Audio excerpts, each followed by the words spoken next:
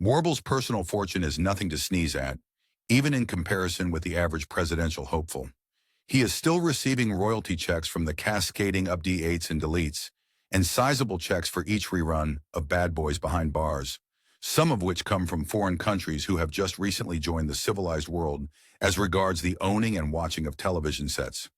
Besides those cash cows, Warble has billions in savings stashed from his insanely successful biotrans venture. As if that weren't enough suspect income, the presidential hopeful continues to get kickbacks from various cheese, beer, brat, and frozen custard companies in Wisconsin, through deals engineered by Hortleberry Dane, the new acting governor of that state. As governor of Wisconsin, Warble had held a weekly State of the State radio address. As president, he plans to upgrade the media involved. Mary, I'm going to go from radioactive to television active. Each week, I will go before the camera for a full hour, addressing the nation's concerns and informing them of the amazing progress I will have made within that past week. Warble doesn't particularly care for the two major political parties, which he usually either refers to as Tweedledee and Tweedledum or Kissin' Cousins. So he doesn't affiliate himself with either one. In fact, he knows that his administration will be so fundamentally different from any that came before that he forms his own party. All this takes is an application, filled out in triplicate, along with a $314 processing fee and 2 box tops from any specially marked package of Post or Kellogg cereal. Self-effacingly enough, Warble designates the new party Warbletarians. Warble's grand plan is as follows: grease the wheels, bribe whomever he can, go on the campaign trail, and finally, the night before the election, as a rousing finale, engage in a debate with the other candidates. It doesn't take long for word to get out about Warble's agenda. Soon he is approached by a coalition of corporations to carry out the ORRH, Operation Reverse Robin Hood, if they contribute to his campaign.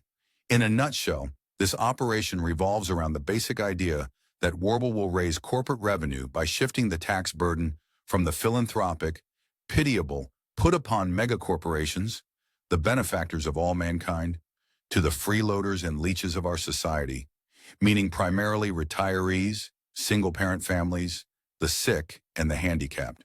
What Warble will get in return for his promise of cooperation is nothing less than the wholehearted support of these corporations in the upcoming election. A deal is struck in record time, both sides being quite satisfied with the benefits they expect to accrue as a result thereof. Next, Warble assembles a crack marketing team to help him run his campaign. To be fair, though, not all of them are on crack. After weeks of intense effort, all-night brainstorming sessions, and meticulous demographic surveys, they come up with the following campaign slogans. Warble and Mary in 2004. What more could you reasonably ask for? McGorkle and McGorkle.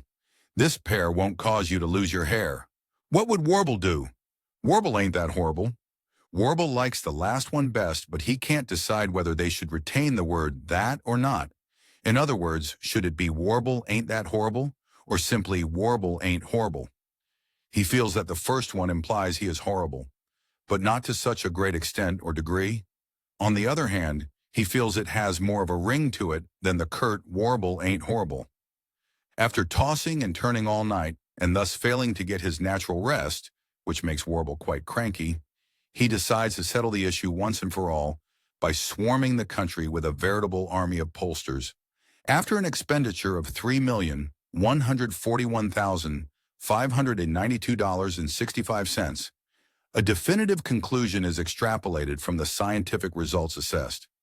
50.1% of the people choose the version with the that in it for its flowing meter and evocative tonal quality, as many respondents termed it. Warble is able to sleep like a baby after that, satisfied and content.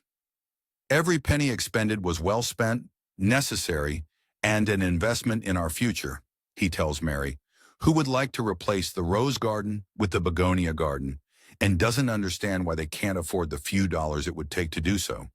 Armed with invisible hands helping him out in various ways and areas, and with a real Jim Dandy slogan, Warble hits the campaign trail. After paying a certain Jack Hacksaw Reynolds to customize his car so that he can stand up in it and wave as he tours the nation. Warble christens it the Warble Mobile and makes it official by tapping it with a bottle of Stevenot Zinfandel. He doesn't break the bottle, not wanting to waste any of the crimson fluid, and because he wants to set the proper example of frugality to all those viewing the scene on television. Starting out from Oconomowoc, Warble goes on a whistle-stop tour of America. Standing up in the Warble Mobile, he whistles until somebody tells him to stop, signaling, or so Warble thinks anyway, that they are dying to hear one of his speeches. Warble's immediate acceptance by the downtrodden of America, which is, of course, a majority, and immense popularity with the trotters as well, the former because he promises to help them, the latter because they know he's fibbing, is unprecedented. So rabid are his backers that a new phrase is coined, Warble Mania. Signifying the sea change evident among the public, Time magazine runs its third cover story of Warble. The first time was as the colorblind chameleon, and the second was as the founder of Biotrans, and entitles that issue The Warbling of America. In Warble's charismatic speeches, he weaves the old with the new and the borrowed with the blue. He promises to implement sweeping changes in American society in general and politics in particular. Warble calls this the new leaf. He asserts that the improvements achieved upon his election will be so striking, so fundamental, that even the manner of reckoning time will be readdressed. All the years prior to his election in 2004 will be termed BW, whereas the time period following 2004 will fall into the AW era, before Warble and after Warble. Even the children get caught up in Warble fever, and the most popular video game of the season is Where's Warble? Although he is so far ahead in the polls as to make any chance of losing seem virtually impossible, Warble's kick-em-when-they're-down instinct spurs him on. He promises the public that he will pay them $50 for each vote. All they need to do to receive their payment following his election is to take a photograph of their ballot after selecting his name, and after the inauguration, send it to accounts payable CT/O, the White House. In a calculated effort to stir up the procrastinators and the avaricious, Warble also offers an extra reward to the first ones in each state that vote for him and provide photographic evidence of such. They will procure for themselves their choice of what Warble calls either a fish or a fishing license. Warble explains that the fish is, in this case, a government bond for $10,000. The fishing license, on the other hand, is Warble's personal assistance in becoming the next governor of the state they live in. Never one to be shy, Warble spreads his message everywhere. After being briefed by his campaign handlers on which issues matter the most to the voting public, Warble explains how he will single-handedly solve all these problems, crime and war. Anytime you feel irritated with anybody, give him, her, or them a virtual hug or group hug. Don't really hug them. Just imagine that you are hugging them. After all, some of the potential huggies may have BO. Public health. I will ban all staff meetings. Thus, staff infections will be prevented. One infection at a time, I will eradicate sickness. Unemployment and the economy. I will pass a law that requires everyone to purchase at least 3 items per day.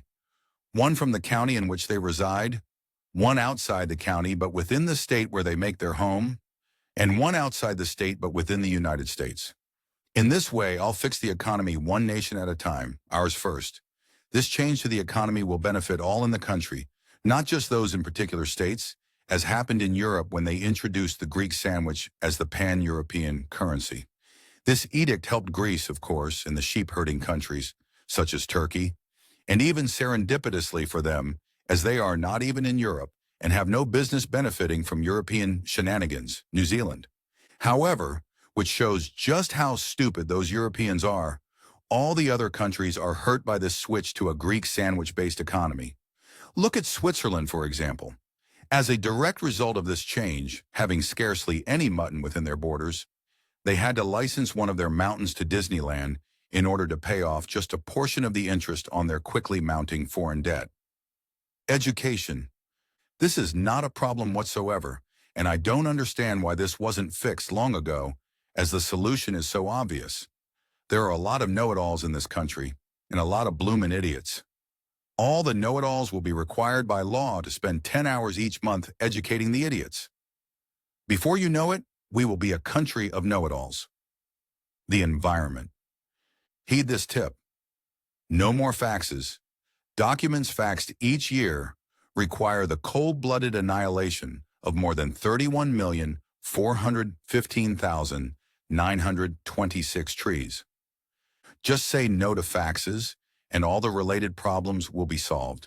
Deforestation will stop, the glaciers will refreeze, global warming will reverse, and with the time we save that we used to spend standing by fax machines, we will have more time to smile, which, as we all know, solves all kinds of mental ills, social problems, and alleviates health concerns to boot. Both of the major party candidates, or should I say traditional party candidates, as the Warbletarian Party can certainly be termed major now, fear Warble immensely.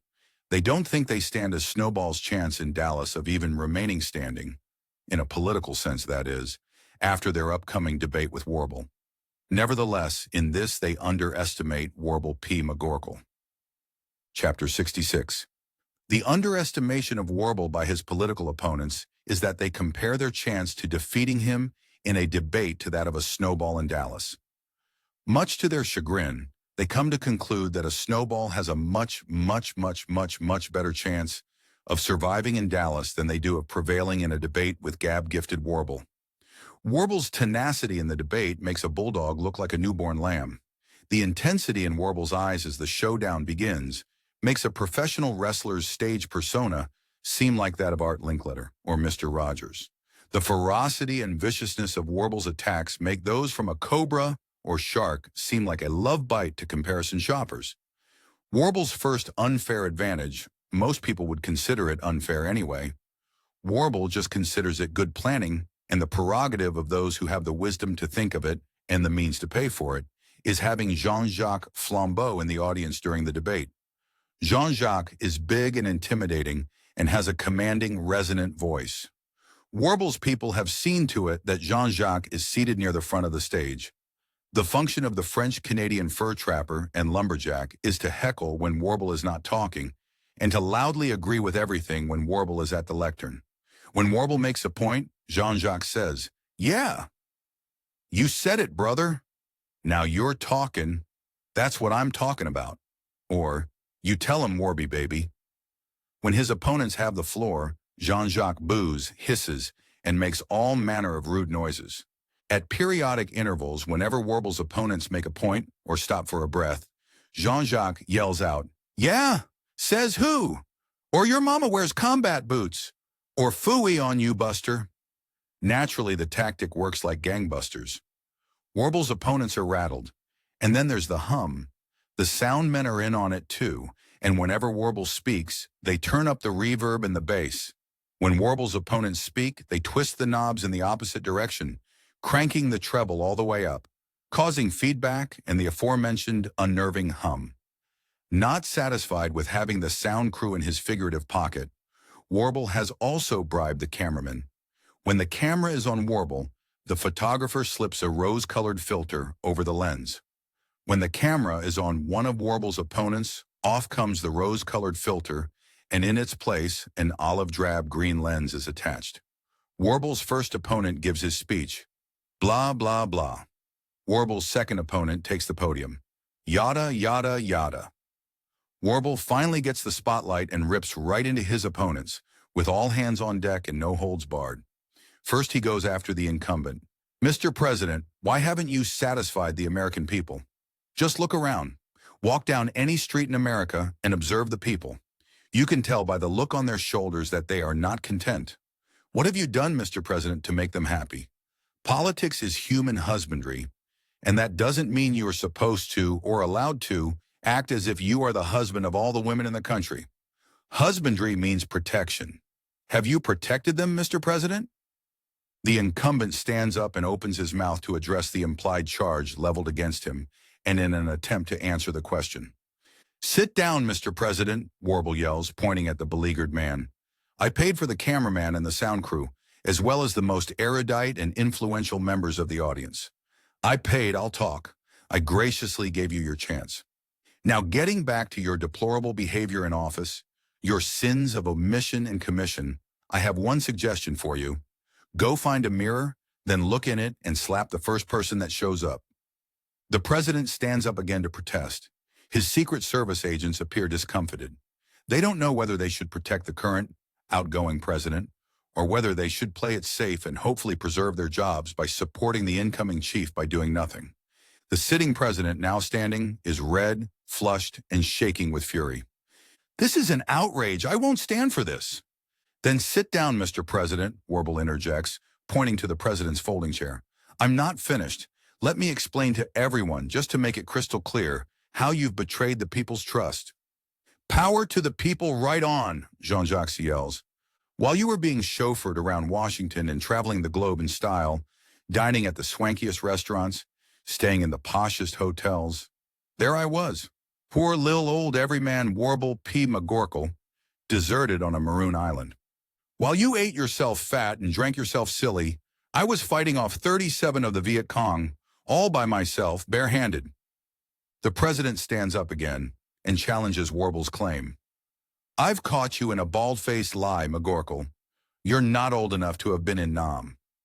"Who said anything about Vietnam, Mr. President?"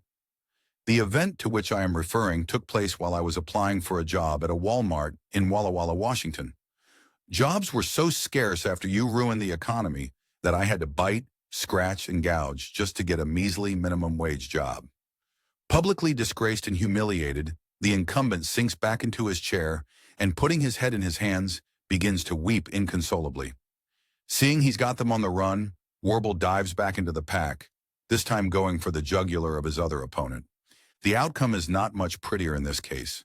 Warble's opposite number had, in a vain attempt at eloquence, quoted Plato and Socrates, as well as Wolfman Jack, in his earlier speech. "Plato? Socrates?" Warble says incredulously. "I think you've got soccer and golf mixed up in your addled mind, Senator. It's golf that uses tees, not soccer. Or is that a British tradition at soccer games? At any rate, not even the great Chinese philosopher Confucian or the equally great and inimitable East Indian philosopher Gondola would dare quote the great American philosopher Wolfman Jack, while at the same time holding a personal fortune consisting entirely of South African Krugerrands. Senator, if I may say so, you are an imbecile." The senator doesn't know what to say. He didn't expect such a virulent and personal attack. He hopes to get out of this debate without losing any hair, teeth, or any more of his dignity. Losing his composure, the senator stammers, stutters, and finally, inexplicably, blurts out, "That's beside the point." Warble hesitates, letting his opponent's faux pas sink in. The aggressor smiles wanly, drums his finger lightly on the podium, and shakes his head as if in pity of the poor imbecilic statesman. "Yes, Senator, it is beside the point. It's right beside it. The American public will not suffer fools, nor will they tolerate imbeciles. Have you no shame, sir? Be gone with you." Egged on by Jean-Jacques, the crowd begins chanting, "Warble, Warble, Warble." After letting the easily amused crowd work themselves into a frenzy, Warble waves his hand to silence them. "No hysteria, please. I thank you for your support. I count on it in the upcoming election.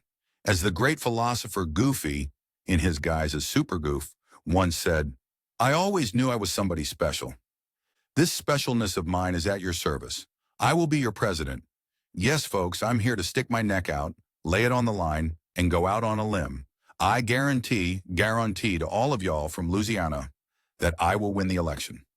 Realizing that Warble has just delivered the coup d'etat in the soundbite, Jean-Jacques sneaks around the perimeter of the stage until he is at the back steps, which lead up to the podium.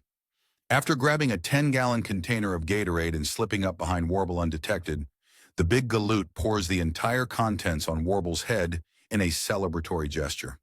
The fur trapper, lumberjack, heckler, cheerleader then picks Warble up bodily and, lifting the drenched candidate high in the air over his head, carries him triumphantly away from the noisy mass of humanity.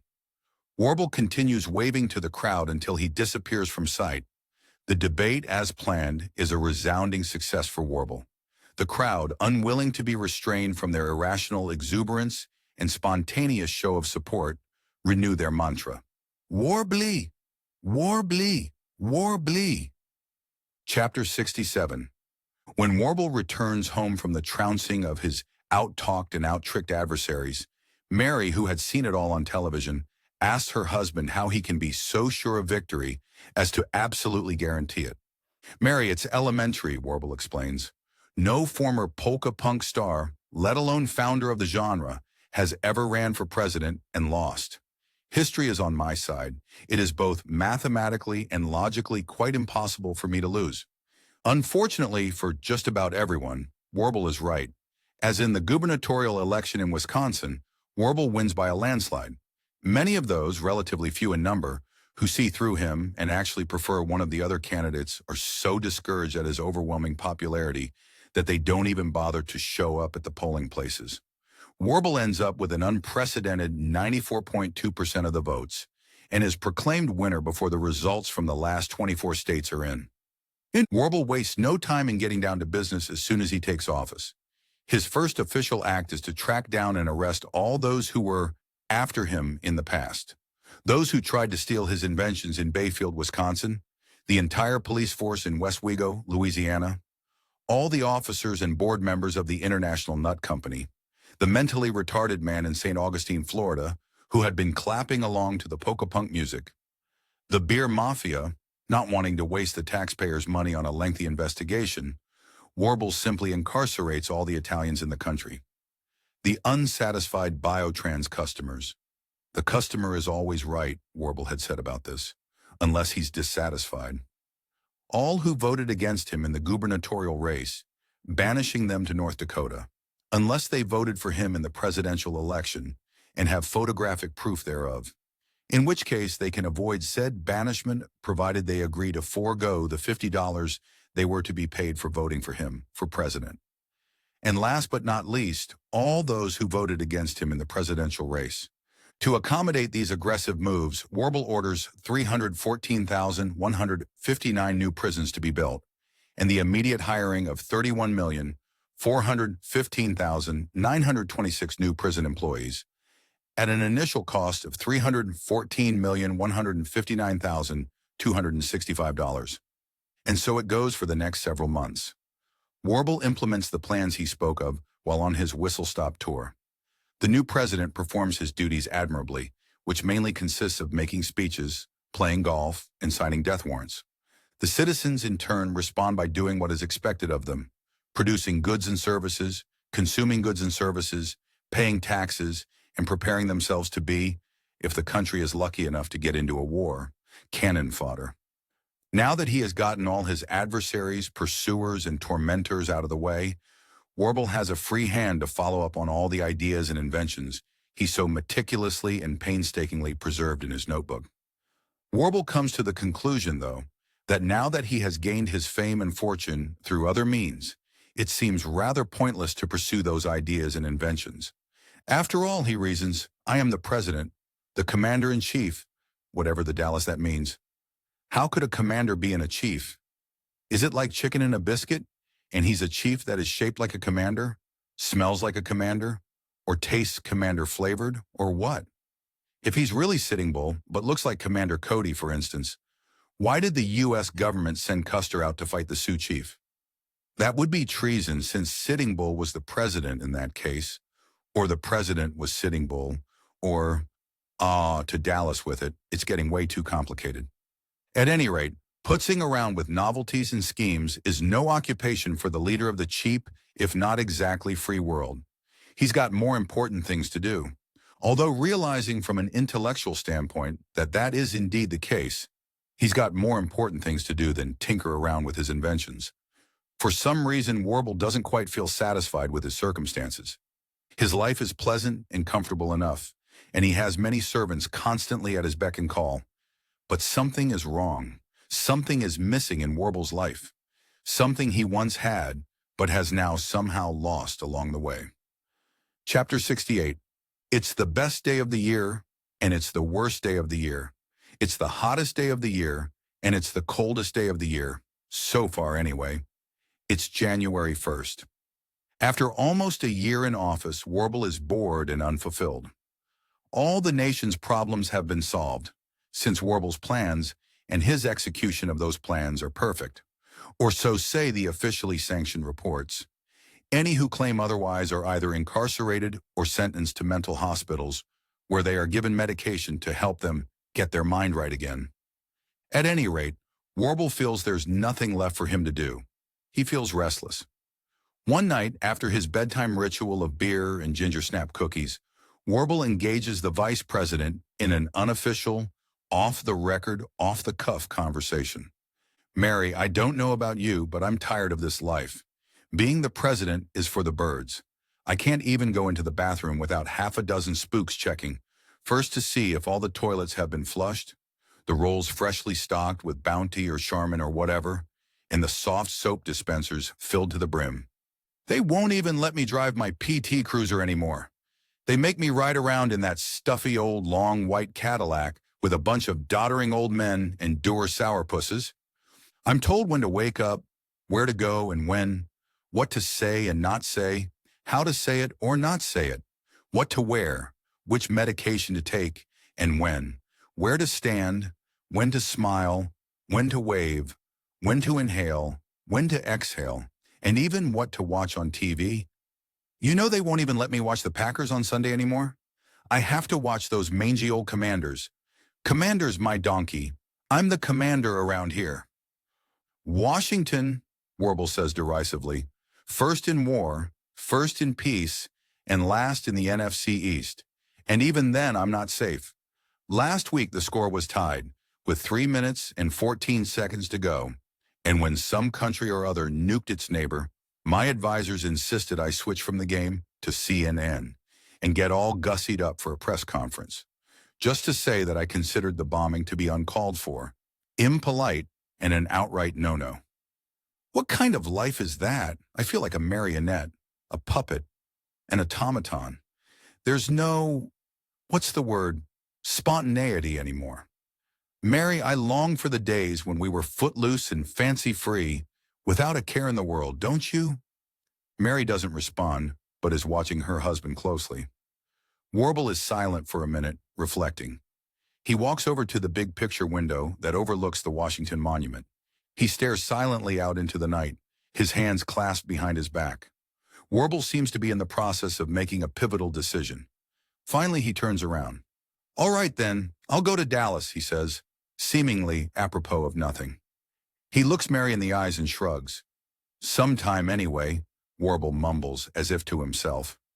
Then he walks up to Mary and takes her hand. He whispers, "I've got a secret to tell you, Mary." "What is it, Warble?" "Mary, do you remember when I took the oath of office?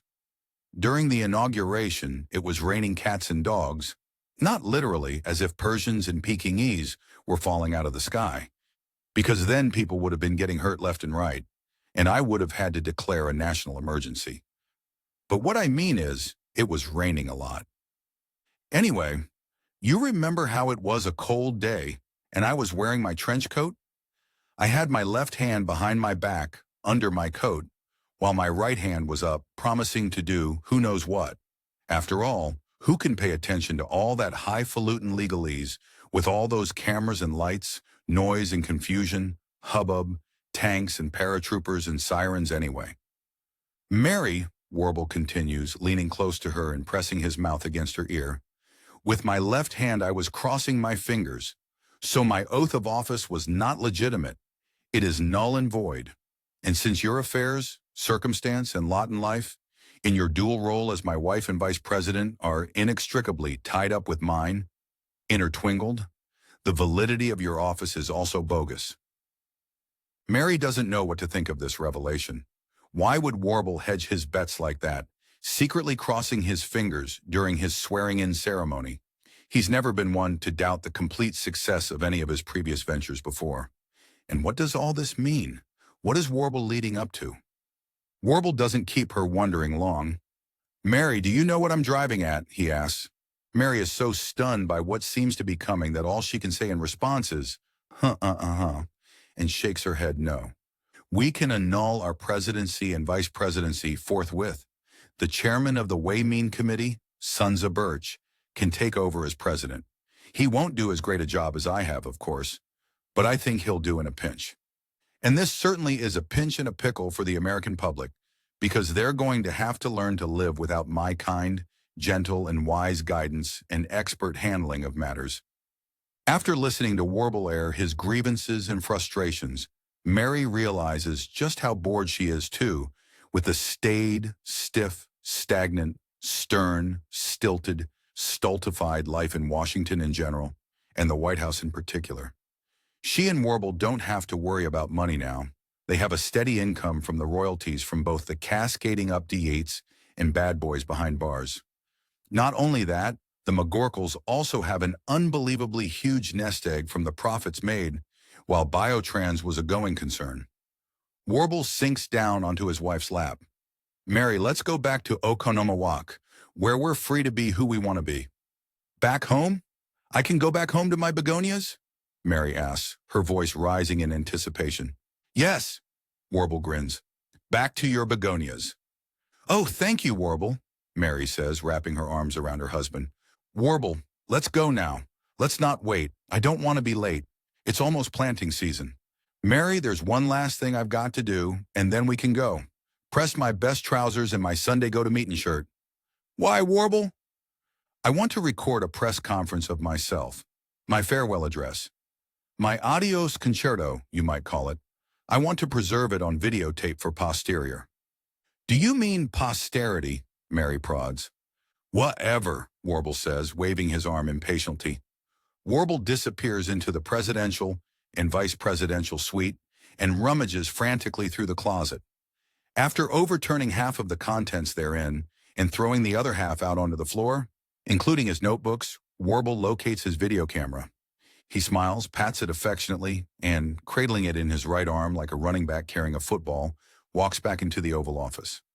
After setting up the video camera on a tripod and flipping it on, Warble takes a seat in the easy chair in front of the fireplace. Warble clears his throat. He puffs up his chest, lifts his chin, and plasters a fake smile across his face. Ah, to Dallas with that, Warble mutters, exhaling and leaning back in the chair. Mary, I mean Mrs. Vice President, will you please bring me some more beer and ginger snaps? Wordlessly, Mary disappears into the alcove where Warble keeps his stash of Bruin cookies. Thank you, my dear, Warble says, receiving the plate of cookies in his left hand and the beer in his right. He takes a bite of cookie and a swallow of beer, and then, with a wink to his wife and a nod to the camera, begins his farewell address. My fellow Americans, this is the last time I will speak to you from the White House. No, I don't have terminal cancer. No, I'm not about to be assassinated. No, I'm not about to commit suicide. Warble pauses and takes another bite of cookie and swig of beer. Friends, Warble continues, I'll make this short and sweet. I'm quitting. Another pause, another munch and draw. Warble looks directly into the camera and explains, it's lonely at the top. Being the head honcho, the big cheese, the chief cook, and bottle washer isn't all it's cracked up to be. I'm tired of the regimentation, sick of the constant scrutiny. In short, I can't say it any better than the great philosopher Johnny Paycheck did. Take this job and shove it. Warble smiles sweetly at the camera and hoists his beer to the viewers, toasting them remotely. Mary appears at the threshold. Warble, my bags are packed. I'm ready to go. I'm standing here outside the door. All right, dear, Warble says. With a vigor he hasn't felt in quite some time, he springs out of his chair, strides over to the video camera, and shuts it off. Warble takes one last, long look around the Oval Office, where he has spent so much time these last several months. With a bounce in his step, Warble moves toward the door. Then, just before he reaches the threshold, Warble abruptly stops. He lifts his finger to his chin, hesitates a couple of seconds, and then whirls around and rushes back to the video camera. The outgoing president flips the camera back on and crouches down on his haunches in front of it. By the way, folks, I'm taking the vice president with me, so she will be unable to take over the helm as acting president. The chairman of the Way Mean Committee, you know his name, will take over immediately as acting president. Good night, good luck, and God bless. Warble and Mary slip out into the darkness. A few minutes later, Warble turns the key in the ignition of his beloved PT Cruiser. It roars to life. Warble lets out a whoop at the top of his lungs, a combination rebel yell and battle cry of freedom. Mary is smiling from ear to ear. She knows that things will be different now. At least that's what she thinks. Chapter the last. Denouement. When the Secret Service knock on the door of the presidential suite the next morning, they find it empty. Entering the Oval Office, they discover a video camera set up in the middle of the room. Its lens is aimed at an empty chair, beer bottle, and plate of ginger snap cookies. Feel free to contact the author with comments or questions at axx3 in space@gmail.com.